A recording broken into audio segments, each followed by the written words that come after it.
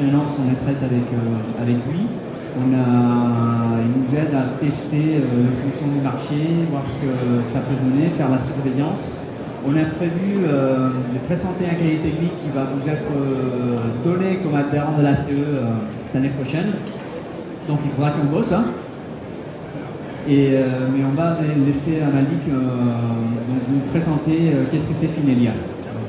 Si ça marche. Bonjour, je suis Malik Damoun, fondateur de la société Finelia.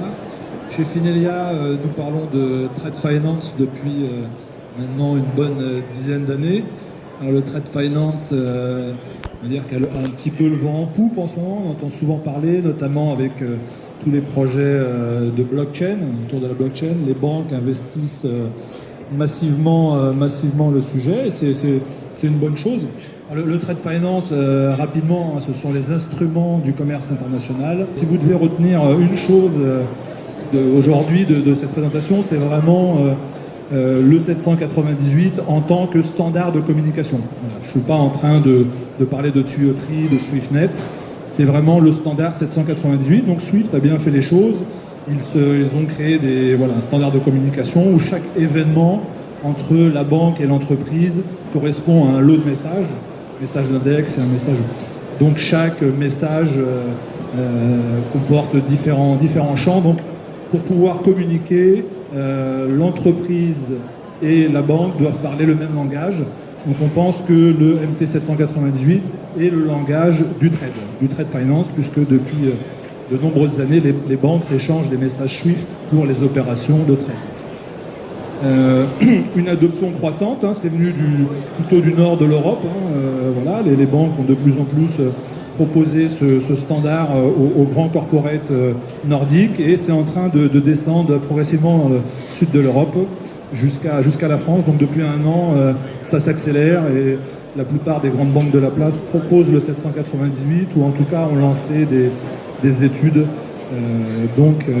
MT798. Voilà. Et Finelia, on propose une solution, bien évidemment multibanque, qui permet de traiter ce format de message, quel que soit le canal de communication, que ce soit EBIX, SwiftNet, host-to-host ou via API. Donc j'ai une pour toi, Malik. Tu surveilles un peu la situation de la trade finance aujourd'hui. Tu as vu avec nous les solutions qu'ils nous proposent, qui commencent à proposer leur corporate et des essais. Tu penses que ça sera pour 2019 ou ça sera pour 2020 ou ça sera pour 2021? Tu vois les choses comment dans ce sens? Pour moi, le prérequis pour tu parles de blockchain, c'est ça? Le prérequis, c'est bien évidemment la digitalisation des opérations de gestion. Donc il faut que les corporates digitalisent déjà leurs opérations, suppriment le papier, communiquent avec leurs banques, échangent, et ensuite on pourra penser à déposer les datas, les données dans une blockchain. Voilà. La blockchain, de ce que j'ai compris, c'est ni plus ni moins qu'une grande base de données qui serait partagée entre toutes les parties prenantes. Donc avant de déposer des datas dans une blockchain, il faut bien évidemment digitaliser les opérations et si on reçoit encore des papiers ou des enveloppes DHL volumineuses, on ne pourra pas déposer ces papiers dans une blockchain.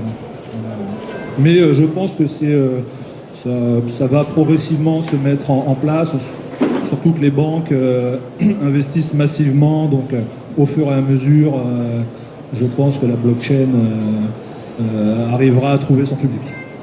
Merci Malik, on se voit tout à l'heure à ZCR pour l'atelier au Salon d'Anner sur la blockchain en trade finance. Merci Malik.